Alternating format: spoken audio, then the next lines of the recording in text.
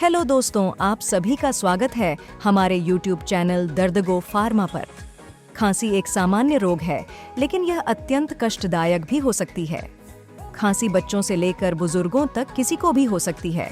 यह अक्सर मौसम में होने वाले बदलाव, अपने दिनचर्या में बदलाव या किसी अन्य कारणों से भी खांसी हो सकती है।